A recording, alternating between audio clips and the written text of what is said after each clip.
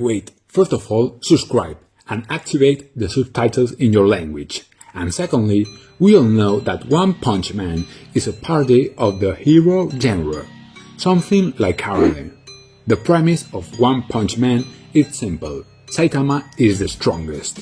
So I am going to analyze the real power of Saitama. Get ready for the explanation of Goku versus Saitama. Let's be direct. Both Goku and Saitama will be the winners in their respective universes. If a version of Goku appeared in the Saitama universe, then most likely Saitama will be the winner. On the other hand, the Dragon Ball universe is much more realistic and complex, where Goku himself will not even be in the top 10 of the most powerful characters. So we will take Saitama to the world of Dragon Ball, where we can calculate his powers and get an idea of how strong he is. This is the new Set Warrior.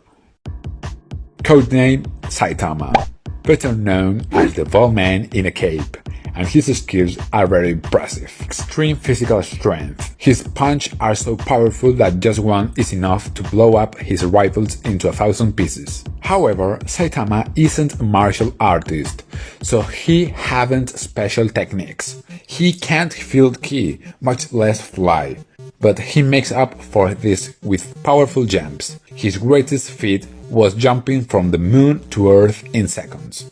He also has incredible speed and reflexes, exceeding the speed of sound with ease. Thanks to this, Saitama can easily dodge or stop attacks. As if that weren't enough, he has a practically absolute defense, which unlike Set Warriors isn't based on ki. His body is indestructible. I don't know about you, but I never saw a single scratch on him. Finally, he has enormous energy reserves, being able to perform incredible movements and devastating attacks without getting tired. Saitama does need to sleep, and we also saw him get fatigued a couple of times. It may have a large amount of energy, but it isn't infinite. With all this, we can clearly say that Saitama could easily be part of the Set Warriors. And this is when we come to the million-dollar question. What is the maximum power of Saitama? We cannot say much about his defense and speed. He withstood an explosion of fire and extreme gravity without disheveling. On the other hand, his strike force we have more information. At the climax of his time battle against Boros, he launched an attack that could destroy the Earth. And faced with the threat, Saitama counterattacked with a punch that managed to neutralize the energy blast and crush his opponent. Only this time we could see Saitama launch an attack with his true strength, and based on this, we can approximate the real power of Saitama. So how much power does it take to destroy a planet? Well, this depends on the size of the planet. For example, Piccolo destroyed the moon, when it didn't reach 1,000 unit force. But it isn't the same to destroy a small satellite like the moon than to destroy the planet Earth or a giant planet like the planet Namek. So we can say that in Dragon Ball there are three types of the planetary destruction. The first is to destabilize the core. For that is enough to launch an attack that directly impacts the core of the planet. This will start with a chain of reaction and will end with the explosion of the core itself and destroy the planet. An example is when Freezer launched his attack against Namek. The energy wasn't powerful enough to destroy the planet, but it started a chain reaction that ended up making it explode. The second type of planetary destruction is massive destruction.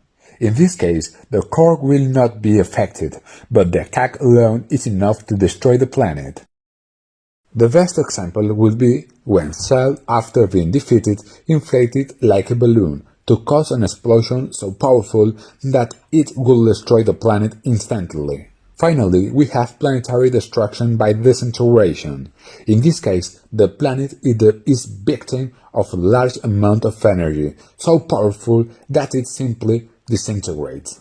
So which of these forms of planetary destruction could Lord Boros perform? At first glance, I will say the first, but let's make things interesting. Suppose that when he launched his attack, he meant that he would destroy the Earth with massive destruction. The power required for this must be similar to Cell in its second form, at the legendary rank, so at the best force she will be as powerful as a Super Saiyan. Now, for Saitama to be able to stop that attack with a one hit, he will have to be one rank above, in the anomaly range. So we conclude that Saitama's base power when fighting seriously will be in this range, a power close to Gohan's Super Saiyan 2.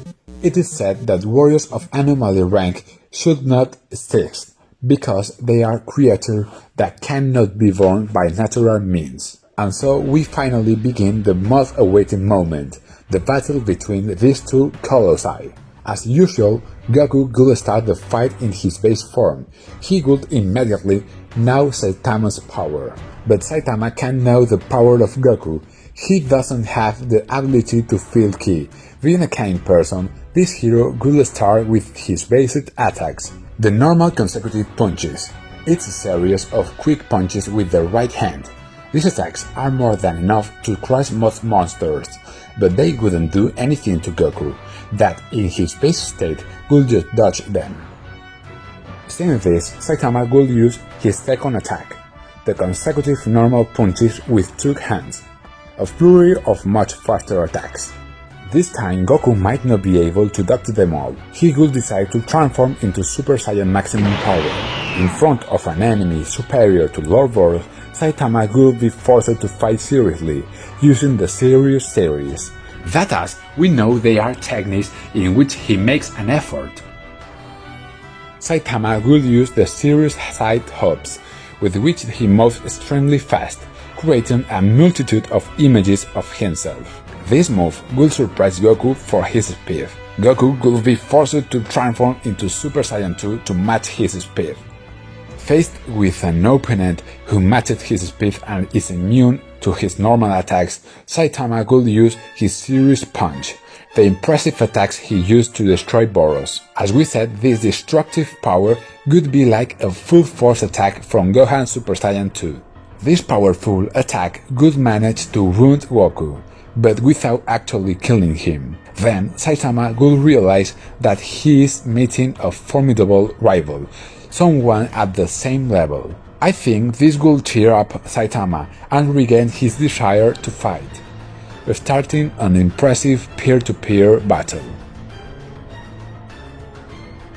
Finally, Goku would transform into Phase 3, forcing Saitama to reach his limit.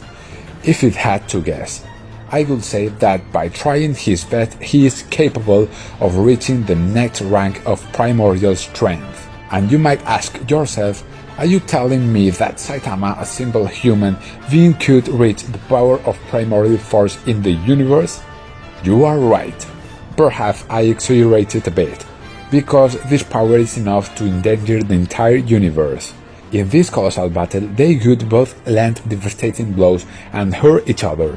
But in the end, who will win? Well, although Saitama's strength is colossal, he doesn't use martial arts.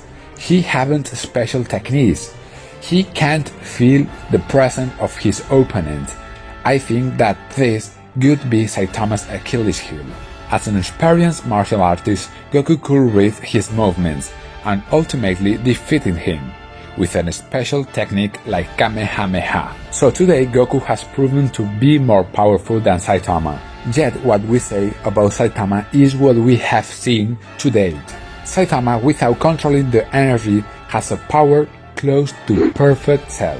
Can you imagine how powerful it would be if he did train at the level of Goku? If you liked this video, subscribe and give me a like.